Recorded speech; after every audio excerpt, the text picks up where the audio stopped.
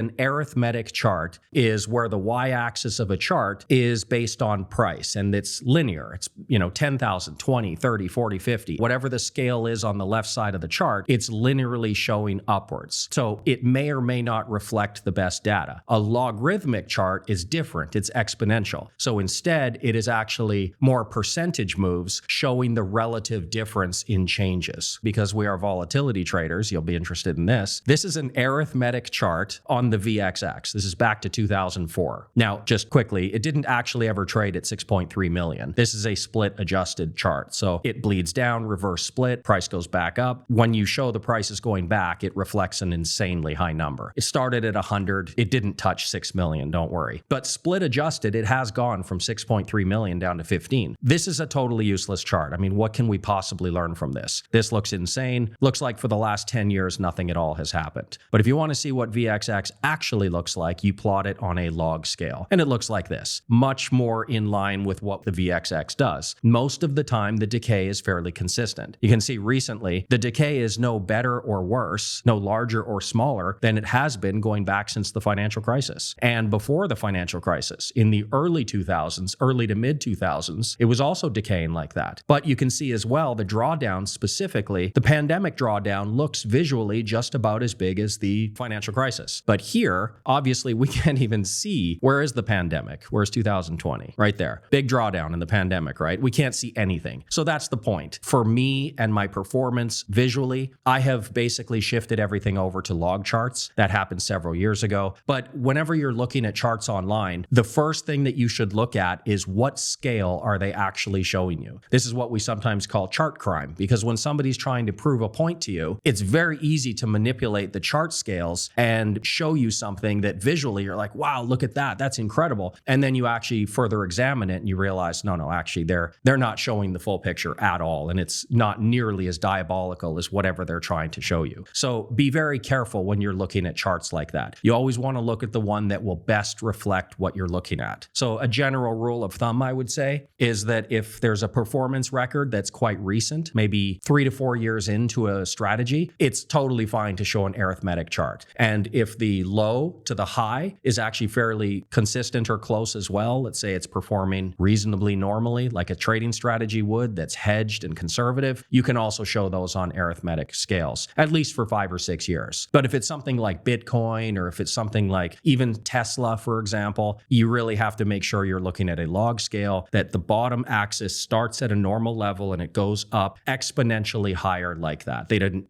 crop a little section in there. So be aware of that.